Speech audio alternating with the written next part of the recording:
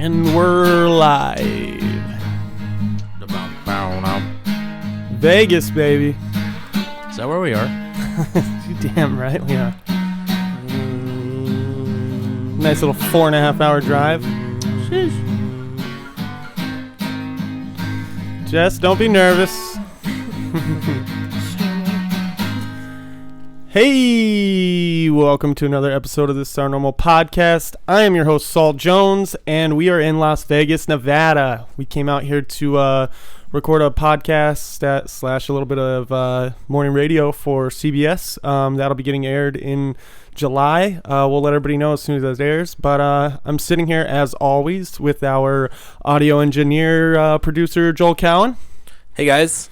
And as always, my co-host, Brian Hoodie. That's me. Don't call him Sweatshirt. Or whatever.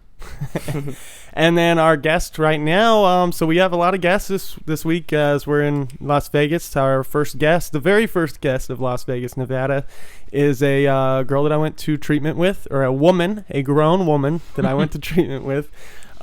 She's a sweetheart. She comes all the way from New Jersey. She's moved out here to Las Vegas after treatment, and her name is Jessica Zarillo. Say hi. Hey, how are you? I'm doing lovely. My voice is gonna shake this whole time. Oh my god. All right, I'm gonna work on it because as soon as I get into it, then I'll calm down a bit. You'll be all right. You're gonna be just fine. But before we get started, I just want to remind everybody, go to our website at thisournormalpodcast.com. You can get everything you need to know about us there. Links to iTunes, Spotify, Google Play Music, Stitcher, all that good stuff. You know the deal. Everybody, we just want to thank everybody who's gone to iTunes and left us 5-star ratings and comments. It means the world to us. Thank you. Yeah, we read them all, and it's really important. And then, of course, as always, these podcasts are brought to you by Serenity Sober Living Housing down in Orange County, California. If you need men's and women's sober living, hit the link on the contact link on thisournormalpodcast.com, and we will get you hooked up with Serenity Sober Living. We highly recommend this place. Highly recommended. All right. I think we're doing too much. All right. So I want to jump right into things. Jessica, you've got quite the story for us. Yeah. Right? What story do I not have with my experience out here so far? I don't even know where to start. You want to start with what were the days like for you leading up to treatment? Actually, hold on. Let's hear, you got any funny stories from treatment? Anything fun? Something funny, lighthearted? Let's start fun. Yeah. There you go. Fun and lighthearted. That's a tough one. How about, how about, why don't you talk about that guy that was trying to date you for a little while there that said that he was a Green Beret? What? Oh, okay. Wasn't. So pretty much in treatment, usually I had always someone following me around, and this one kid came over, and yeah, he was telling me, always had someone following you around. Speaks 5 languages. Well, I'm sorry, but it was 5 languages, could barely speak English though. Yeah. English wasn't one of them. He does all this like Secret Service and all this stuff, and I was like, Yeah. okay. And then found out all of that was complete bullshit, but I mean, that was entertaining in the least, you know what I mean? Yeah, hold on. All the different stories. He was literally pretending to be a Green Beret. Yeah. Yeah, pretty much.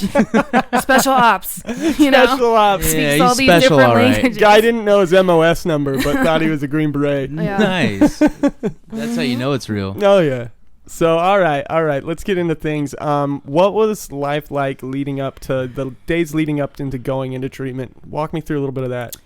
Okay, so pretty much drinking as soon as I woke up, drinking all throughout work, going home on lunch, picking up another bottle, bringing half of it with me. Started doing coke again before I came. Coca-Cola? Cocaine. Took that up for like 3 months before I came out. I did it when I was younger, but I stopped it, but then it came back. Okay. And so that was being like a nightly thing. Yeah. And then I was also taking The Roxasets, the opiates. The Roxasets. I've Yeah. never heard it called that. What do you call it? Oxys? Roxys? Roxy's. Roxys? 30s, blues, whatever. Hoodie knows all about those. Yeah. I can neither confirm nor deny. Did you ever shoot, or you No, you sniffed it? Sniffed it. Yeah. That was like my thing, like Oh, I had my whole process, you know what I mean? Yeah. Because I know people do shoot it or they could smoke it. Yeah. But no, like I have my process, run to the bathroom at work, set my little self up, and Oh my goodness. like sniff 3, go out, do some forklift work, stuff like that. Nice and safe, nice and safe. Yeah. It And says then, right on the bottle, do not. So naturally, we're just going to go Yeah. against that and, Of course. and do. So yeah, drinking wine, sniffing pills, driving the forklift, doing some hazmat certified stuff as well. Just my like putting God. all the and I was a part of the safety committee. So I was a safety captain as well. yeah, doing everything unsafely, but Yeah. So what happened? Did work find out about it? How did? Well, work basically knew, and they've been known. You know what I mean? No, I don't know Oh what well, you mean. I will tell you then. So yeah, I'm gonna keep saying now. That's fine. You're fine. Anyway, so everybody knew. My ex, I had an abusive ex. He worked there. Yeah. Well, we'll get into a little bit about him in a little bit. Everybody. So people knew what was going on, and Okay. and they watched me now as far as confronting me about it. What was that like when people would say, hit you up about it? Well, it make me feel like really because I didn't come to terms with the fact that I was an addict. Yeah, none of You us know what do. I'm saying? Yeah. Yeah. Right. Yeah. And I had this couple of people reach out to me, and then actually all my female coworkers, one day they took me into the bathroom Intervention and style. gave me a bathroom intervention at my job. For an intervention. So, and then I just felt really shitty, but I knew I was fucking up, and I was fucking Yeah. up for a long time. It was like Yeah. I was there 12 years, so Right. and pretty much the entire time I was in like the. I mean, it main- sounds like they all love you there, though, and they all, Yeah. if they wanted to get you help. It doesn't sound like they were like, Yeah. "Hey, you gotta go." Yeah, you know? no. And then I did. I went to my boss and I said, you know what? I'm like, I need to get help. Mhm. So then, I did the ASAP program, and they connected me with AAC, and then that's why I was flown out here. So ASAP is like HR through your work at the time. Yeah, Okay. alcohol substance abuse program. Okay. Yeah, we Yeah. have something similar to that. Yeah. Yeah. Okay. So you got hooked up with American Addiction Centers. So you Yes. flew out here. What was that like, leaving home and coming out to a treatment center so far away? I mean, the opposite side of the country. Yeah, Right. I know. And first they told me I was going to go to Laguna Beach, and I was like, oh, amazing. I've never been to California, but no, let me go to Vegas. And I was like a little skeptical. But yeah, I was definitely nervous.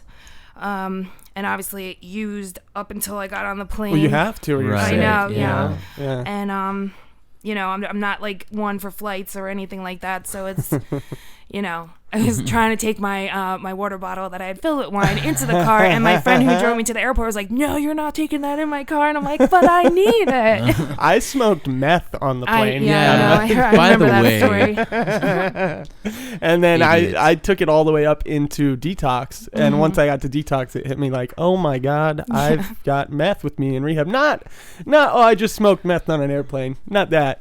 Yeah. Yeah, fuck the federal offense. yeah, the felony can go by the wayside. So, okay, you get into rehab. They check you in. Walk me through Detox. Okay. Detox, by the time I got there, all the alcohol was out of my system, but as far as being on the pills, that was still there. Oh, yeah.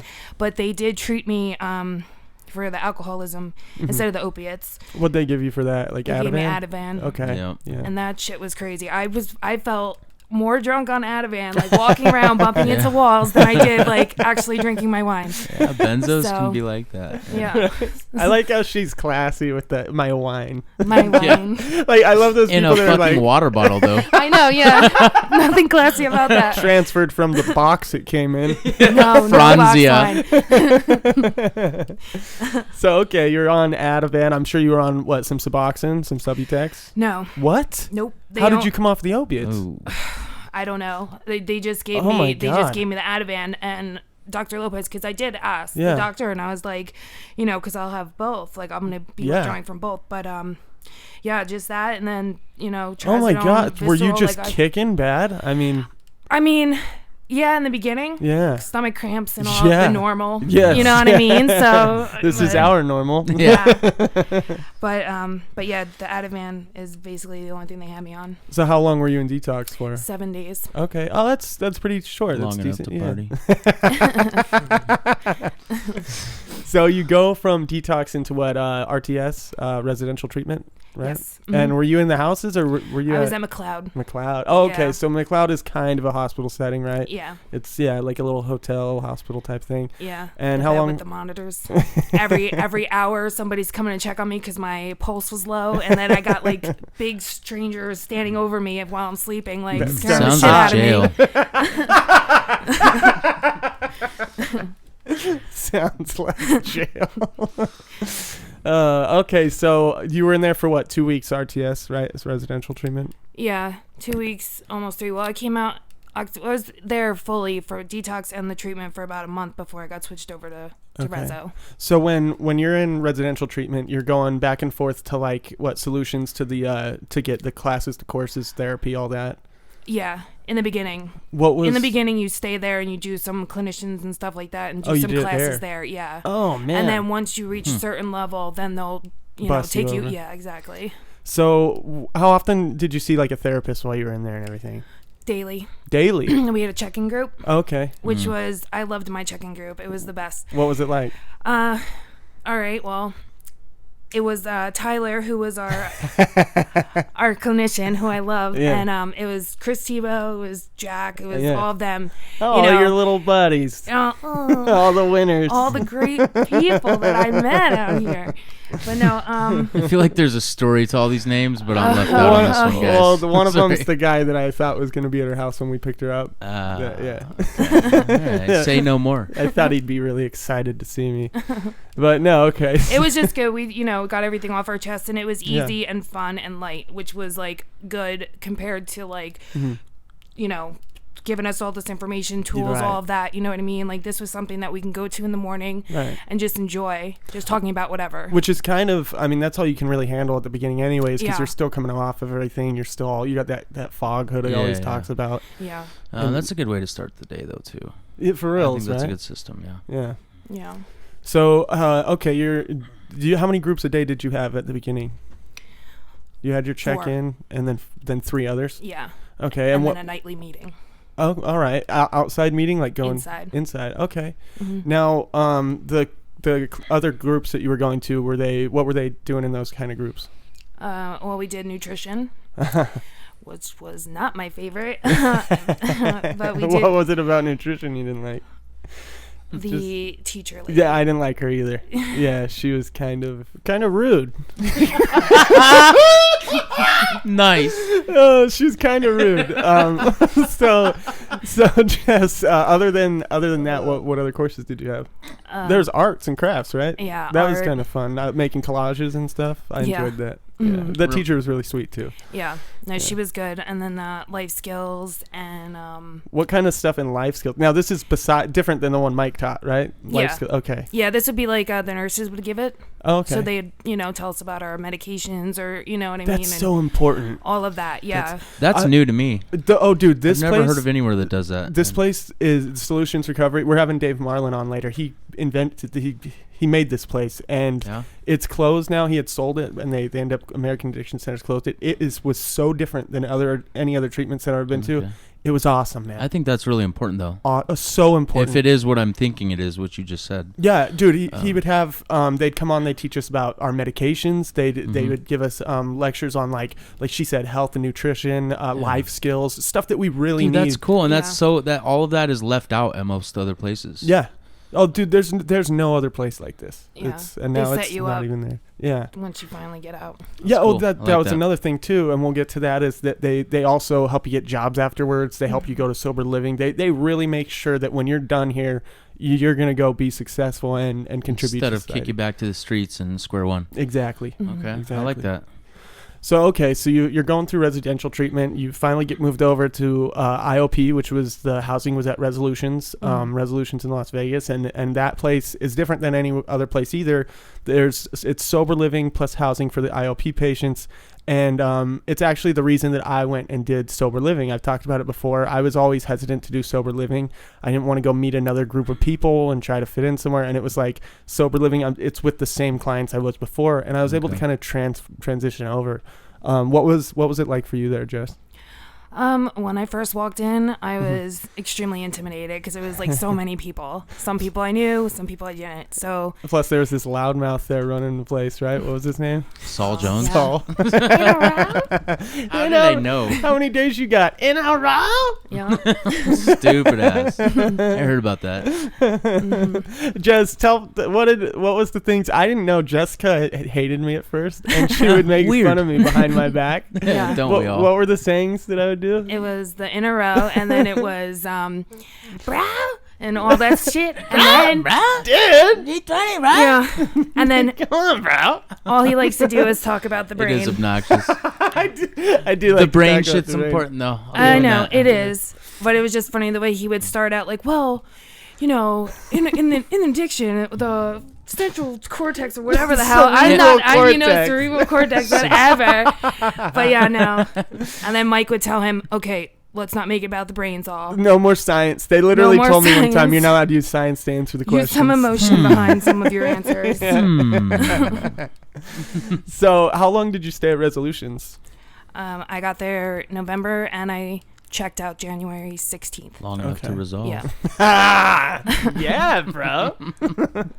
So you stayed there, and now you transitioned from there until you moved out here to Las Vegas and got your own apartment. Yes. You moved in with other clients that were, and I'm not gonna bash them. I just want people to understand the risks of it, because I almost did this one time. I almost moved in from Hope by the Sea. I was gonna move in, remember, with like Tripp and a couple other people. Yeah. And they were, guys that were really set in their sobriety, but it's dangerous anytime. It's hard enough for one of us to stay sober, let alone you put 2 or 3 of us in a house. Odds are some of us are going to relapse, if not all of us. Really, odds are we're all going to have some sort of slip or relapse, and then it's harder to get back up when we each have each other to because you're all condoning it, co-signing each bullshit. other's shit. Yeah.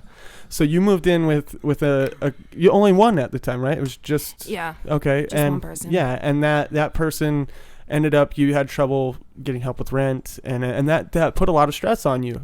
How did you stay? I mean, you did have some slips through there, but overall, I mean, you're working again. You're doing really good. You're working 2 jobs actually.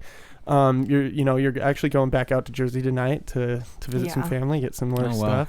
Yes. But what was, how did you handle that stress? What kind of things did you do? I know you go to meetings in NA, right? Yeah, I do. At the time I started going to 2 meetings a day, one in the afternoon and one at night. Mm-hmm. And then I also, started chairing the meetings and being secretary and stuff like that. So that was at least helping me stay out of my head and be involved. I saw such a huge change in you when you started chairing those meetings and secretarying and stuff. You were just dedicated to it. You've jumped way in every day. I think that's important. Well, not necessarily for everyone, but for me, at least, when I did stuff like that, even just being of service, setting up chairs, whatever, makes you feel a part of something. Yeah. And keeps you kind of, in that network and just in a good spot mentally. Yeah, that's huge. That's huge. So, okay, now how long have you been out on your own since January? Yeah, that's January, right. Okay, yeah. Mm-hmm. All right, and now you're working. What's that? I said half a year. yeah. I mean, that's you're in chunk. Vegas, right? You're regretting it now that the heat's coming back, right? You forgot. Well, the heat don't bother me that much yet, but I know it will, especially working outside. Yeah, that's right. So, do you mind talking about what you kind of do for a living a little bit? Sure. Let's talk about that. All right, so I work for UPS Freight. Freight division. Nice. I was out there back home in Carteret. I did 11, almost 12 years there. Oh yeah, and you're the voice of when you call. Yeah, when you call. Yes, I am. Hey, no wonder you guys butted voice. Heads at the beginning. USPS and UPS. Oh yeah, bro. Mm-hmm. Brown versus blue. So so I've been there, and I, can do a little bit of everything. They were gonna, try and set me up and groom me for management, know, and and then I made the decision to come out here. So I've been waiting this entire time to get a transfer. All right. And it looks like it's finally, came through. I did some Hell yeah. training. Hell yeah. I'm going to do operations. Nice. And they're opening up. They're trying to get more trade show freight in from Freeman and, other. Oh, I thought Freeman's doing their own thing now. Well, me too. But no, we are still outsourcing them. So, Okay. and providing service. So anyway, Yeah. they're going to have a back warehouse. Yeah. So if I get the opportunity to move up, you know what I mean? Like, I know how to ride the forklift, Uh-huh. and now I'll be sober. And now you'll be sober. This time it'll be safe. Yeah. Well, what's really cool about you being able to do kind of the same job but out here is Yeah. you get that fresh start with kind of nobody really knows your background. Yeah. You get to have that fresh start, and then but you still know the job. Yeah. Yeah, that is cool. As Yeah. opposed to having to change everything and start completely over. At Yeah. least you have Yeah. that. Yeah. I feel like I'm like kind of back, where I belong because that's where I'm comfortable. Yeah. You know what I mean? So, Good. and it feels good to know that I can probably move up quickly and, do what I need to do. So now, when you were back in Jersey working there, you met a guy, Yeah. and you were dating for a long time. Yeah. And the relationship got a little toxic. Mhm. I know you got Extremely that toxic. Jersey flair to you, but this guy was something else. Yeah. You mind telling us a little bit about this? Lovely gentleman. Yeah. I'll be nice. No, don't be. I know. He wasn't. go ahead. No, Be real. exactly. Yeah, so he was a driver. Mm-hmm. We started dating, and everything was good at first, obviously. But then, as toxic people with anger issues, can't control. So then it became extremely abusive, extremely violent, verbal abuse, mental, all of it. Right. The first time that he did put his hands on me, he tried to push me out of a moving car on the highway Fucking Jesus Christ. with a chunk of my hair in his fist. It was his birthday. I tried to plan something nice with his friends. We went out, and only like one or two of his friends showed up. I ended up seeing somebody in there from high school, so I went over and said hi. Right. And he had came out because we were smoking cigarettes, so he had came out, and I guess I didn't introduce him right away. So that's why all of a sudden Oh yeah, it just definitely took enough a turn. to grab Throw somebody by a the hair woman and out of You a know car. what I Yeah. mean? Fucking That car. makes sense. Yeah, Fucking trash. yeah. What Yeah, garbage, that was very scary because I never dealt with that before. Yeah. You know what I mean? That was the first time, and I was like, oh my God. And I knew right away that I had to get out, but I But didn't. it's hard. And It's is hard to get out of that, It's very Jess. hard. No, yeah, it really is. Especially when you feel worthless. because he's making you feel that way. Exactly. Putting me down, Yeah. all of that. Yeah, and that's why these scumbags do that. By the way, they know Yep, it's part of the- manipulation. It's I make you feel Control. like shit, then I can Power. control you, and then I can treat you like Yeah. shit. Yeah. And it's wrong. And the sad thing is, most women don't get out of that. Most women don't get away from that, and then And they're if they stuck. do, it's to someone else who's doing Yeah. the same thing. Because that's- unfortunately, because yeah. that's what they've been. Yeah. I mean, I've heard you say, Jess, since getting out of that and being out here, things like with your roommate kind of treating you shitty, and you were just like, oh, I've been treated worse. Well, that doesn't make this okay. No, Yeah, no. Because you were treated shitty in the past doesn't mean you're one of the nicest women I've ever met in my entire life. You're super generous, just kind, loving. You're loyal to the T. It's just but you've been treated like such garbage. You don't, for some reason, think that you deserve to be treated the same way back, and you absolutely do. Yeah. I've seen a transformation where you're starting to accept it a little more, but that's got to be hard. How do you get that self-worth back after this guy's? I mean, how long did this go on for? The whole relationship was 10 years, and the abuse started like 2 years in. Oh my God. So it was a very long time. That's a huge fucking It's- chunk of your life. It is. It was my entire 20s. that Stolen- you what I can't mean? get Stolen back. from you. But Exactly. at least if you can learn from it and power through it and progress from it, Yeah. it won't all be in vain. Yeah. Yeah. As long as you don't let it happen to yourself again, because you're better than that. You don't deserve that. Yeah. Yeah. Absolutely. Thank you. And one thing that you've definitely done since being able to do this, because you're chairing those meetings and meeting other women that have gone through the same thing. Yeah. I feel like you've been able to kind of give back to other people, even telling your story on here. That's going to help so many women out that feel Mhm. worthless or that are stuck in Absolutely. the same situation, Yeah. that see that there is a way to get out. There's a way to get out of that, I mean, my sister Amy talked a little bit on here. You were telling me you listened to that episode, I did. and she was able to get away as well, you know. And I think sharing these stories is huge for other women. You know, what did you do any therapy? What do you do to get past that and to get your self-worth back?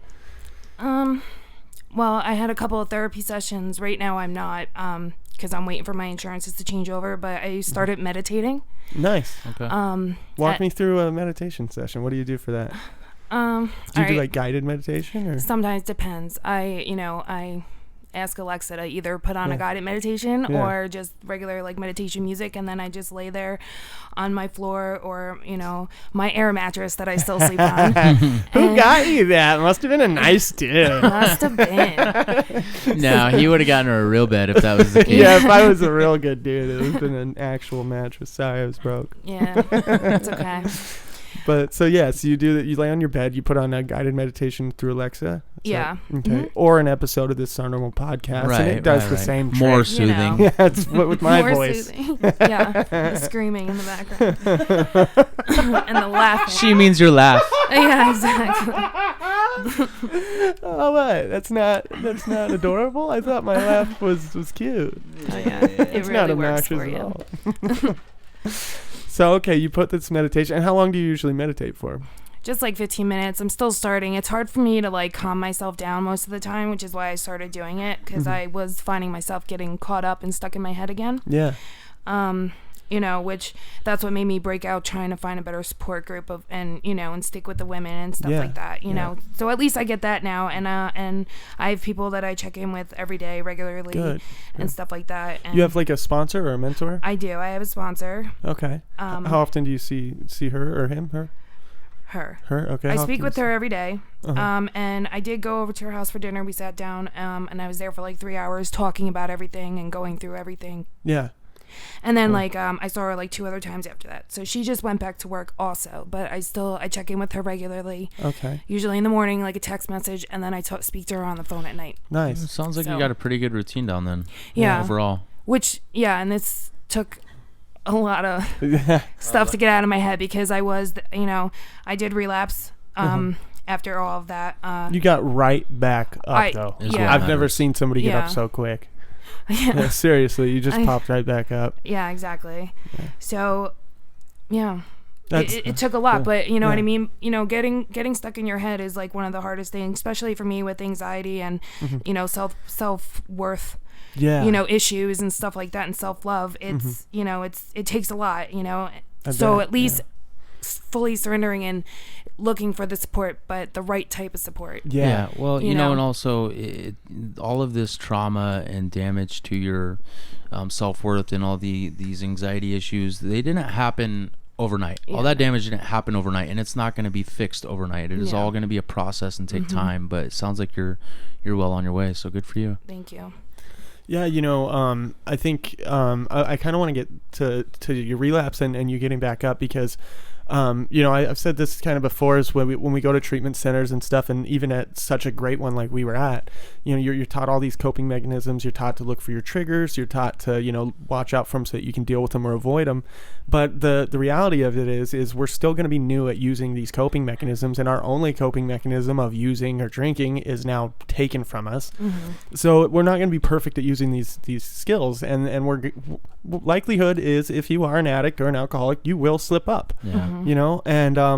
But when you slipped, and I know it's had to be hard because you had actually gone back to resolutions that day. People saw it. All of our friends, saw it, and I know that played on you for a little bit. But you were still able to just shake it off, and realize that it is not your fault. You were trying to do the right things. You were going to meetings. You were calling your sponsor. You were keeping in touch with people, but you still slipped up, and you got right back up.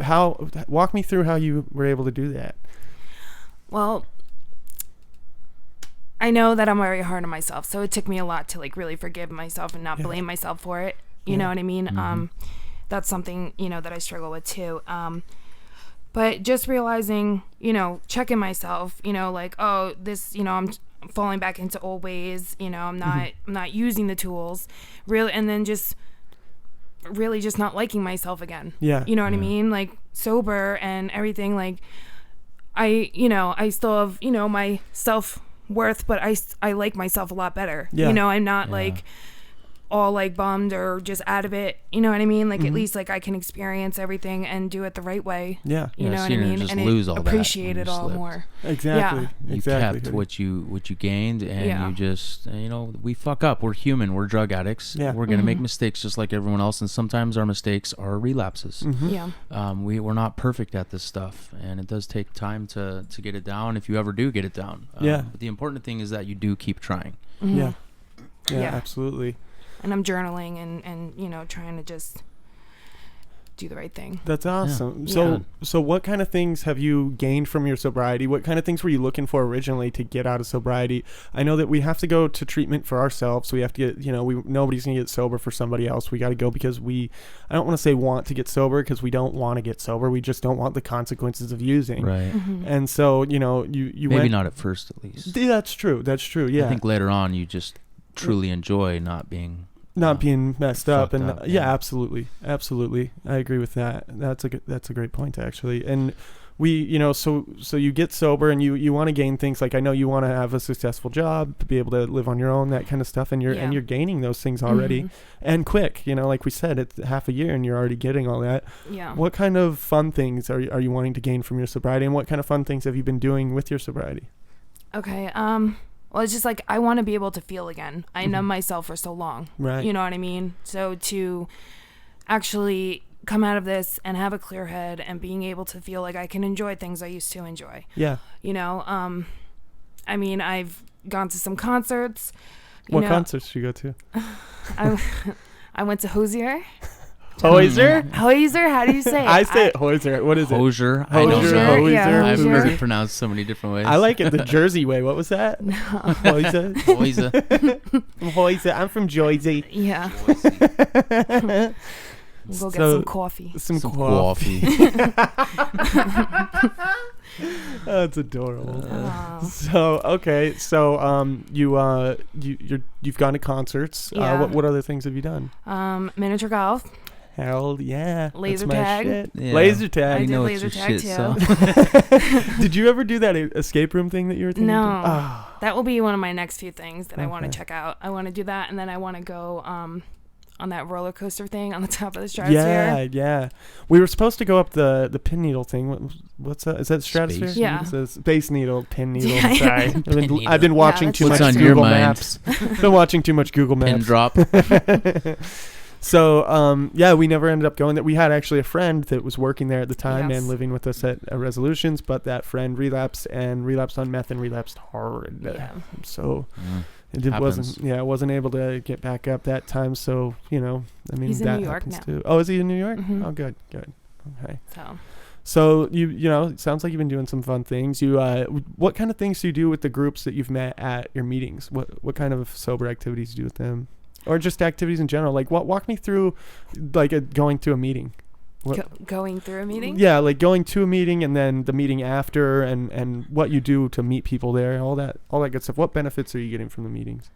Well, based on, because, again, I've had experienced things at meetings that were not good. Right. But, That's gonna happen. yeah. It's gonna happen. If I like what they share, if I feel like I could connect to them, then I'll, try to, be outgoing and go get a number and stuff, which is hard for me too. Yeah. Absolutely. Absolutely. But yeah, so just doing that, and then my one friend Mary, she has little like sober parties. Well, what's that like? Sober party. Yeah.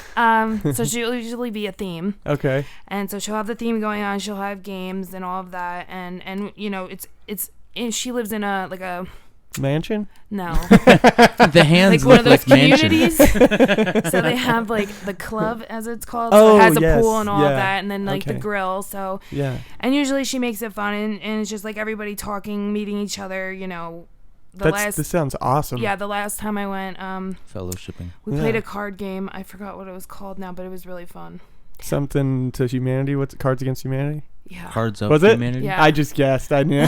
I'm telling you, these game night things, that's my shit. I Oh, yeah. thought mini golf was. That too. Hey, but real quick, Jessica. So you said I have question for you, because for me, it's, I don't know, it seems to be different than most people. But so you said that you're happy to be able to feel again, and then you just talked about all the happy feelings you're having. For me, I numbed myself for so long that when I started having all the feelings again, even when it was shit and I felt like shit, I was just grateful to be able to feel, period. Is it the same for you, or is it different? No, it's pretty much the same. You're just grateful to be able to feel again? Exactly. And not just feel dead inside. Exactly. Because that's how I felt for 12 years. Okay, cool. Yeah. So I'm not alone. No. Joel, how's it going over there, man? You got any questions for Jessica? Mr. Quiet? I don't have too much going on this one. I think this is something you guys are taking very good charge of. Thanks, man. Thank you. Aww. Joel's over there engineering the hell out of this thing. I appreciate it. Sounds great, man. Thanks, Seriously, man. Yeah, killing it. So is there anything, Jess, that you would like give advice to someone thinking about going to treatment, somebody, you know, maybe even just thinking about if they're not wanting to go to treatment, maybe they're just thinking of trying out meetings or something, or what would you tell somebody that is struggling with this disease but that's afraid to come out maybe and tell people because of the stigma on addiction and how it's a scary thing? You know, you don't want people to find out about it because it means that we're garbage, it means that we're trash and that we're losers, and you know, when that's not the reality of it. The reality is, you know, you're a hardworking woman, you're nice and kind, you know, you give to others, you struggled with this impulse control disease. Yet those are the labels that we face. Yeah, exactly. Yes. Well, actually, my friend from back home, I helped her get into treatment. That's right. Why don't you tell us a little bit about that? Yeah, so she, same issues, alcoholic, benzos, pills, all of that. And she has 2 beautiful twins, a boy and a girl.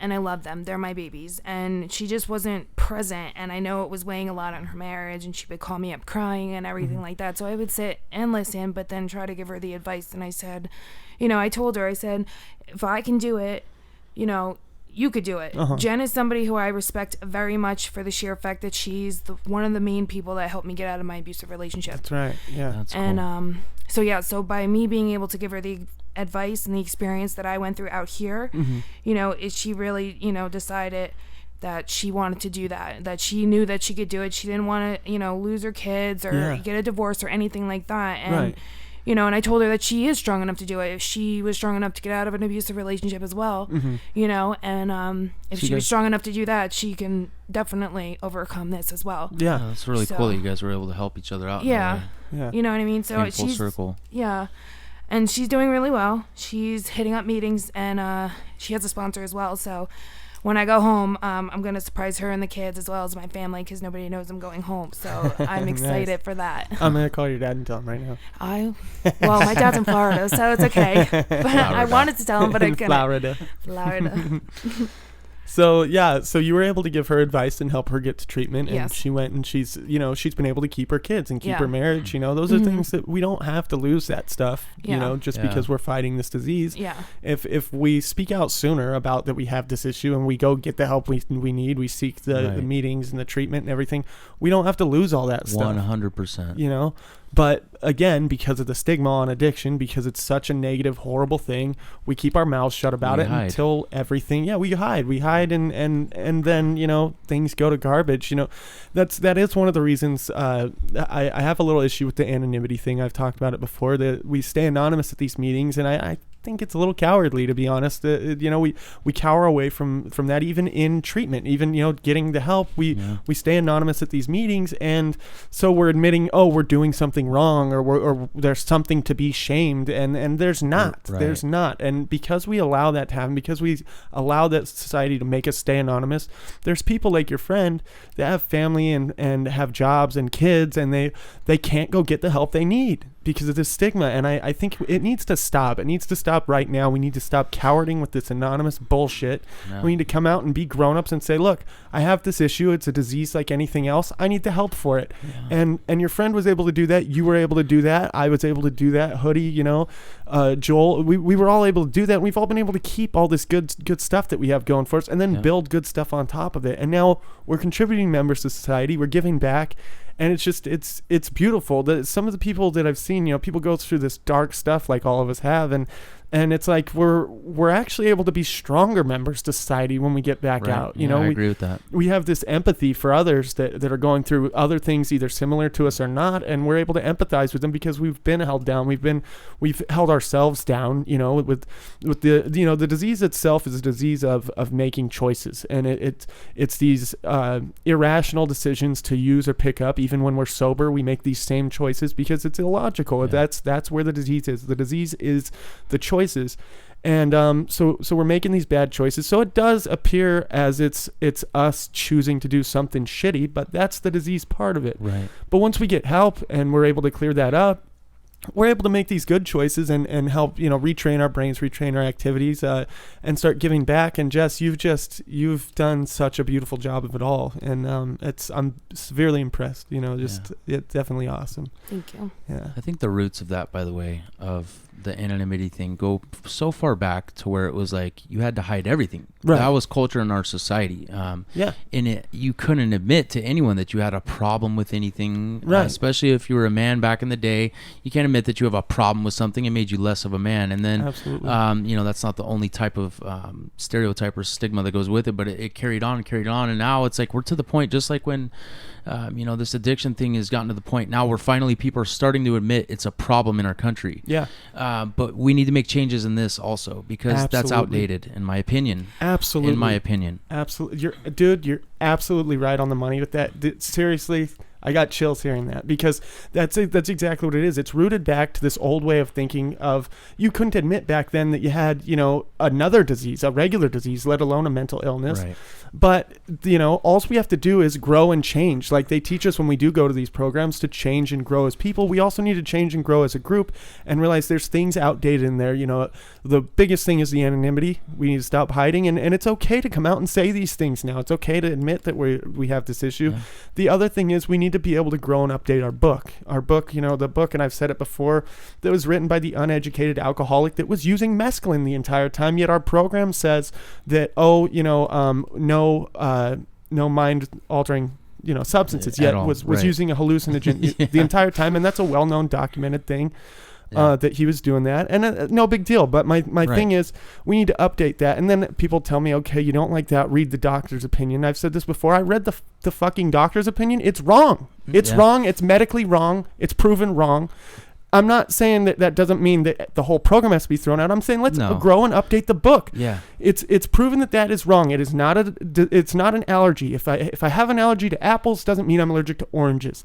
You know, if I have an allergy to alcohol, doesn't mean that I have an allergy to heroin, does it? But guess what? We can't use any substance, so it's wrong. Yeah. I've seen too many people go, oh, it's an allergy. My allergy is to heroin, so I guess I can still drink. And then they go back out and drink, and then they fall off, and it fucks everything up for them. Yeah. This needs to be updated. It needs to be changed. It needs to grow.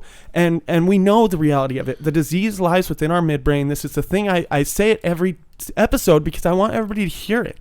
It's a disease within our midbrain. It's an impulse control disease, and it works 7 times faster than our prefrontal cortex, which is where we have all our characteristics, our morals, our willpower. Everything to change is in our prefrontal cortex. We numb it with the drugs, and then the midbrain takes over. And that's the disease. That's the disease, the irrational decisions in our midbrain. And that's what that book needs to say now. And it's okay. It's not knocking that doctor. That doctor had all the information he had at the time. Available at the time. Just like there's things that our doctors are saying now that won't be right in the future. It's okay. That's what medicine is. It grows. It's a practice. It's the whole point of learning and moving forward. But for a country so set on being progressive and accepting people for who they are, I think some big changes need to be made. Huge. And these programs, though, that I'm talking about, they have saved many lives, countless. So I love these programs, and I think they're, like I said, the steps they have, they're a great way to live. The principles behind them, beautiful, agreed. Great way to contribute to society. I've seen what it's done for you, Jessica. It's saved your life. Yeah. It saved your life, seriously. It did. And I'm extremely thankful for it, just for that alone, you know. But with everything, you know, we got to grow. We got to grow, you know. Mm-hmm. Well put. Well said. Is there any last things you'd like to say to anybody before we sign off here, Jess? No, not really. She said, can we turn it off now? Well, all right. I want to thank you for coming on the show. Yes, thank this you. has been huge. You've been a huge help to many women and men that are gonna listen to this, and hear your experience. This has been great. I want to thank Joel over there for engineering the hell out of this thing. Thanks, Saul. Thank you, sir. Thanks, Saul. And as always, my co-host Brian Hoodie. That's me. Don't call him sweatshirt. Or whatever. And everybody, please go to iTunes and hit subscribe. Leave us a comment and rate us 5 stars on iTunes. It will really help the podcast. And thank you to everybody who's already done it. And thanks, Jessica. And thanks, Joel. Yeah. Thank you guys. I did already. I'm just an asshole then. Yeah. All right, go ahead. And we're going to get played off here by Agent Papa one more time. Take us out, Agent Papa. Thank you. Hey, little Sammy, what you got in that sack? You're looking tough, like you ain't coming back. Hey, little Sammy, when are you going to fly? Times are rough, people get tough.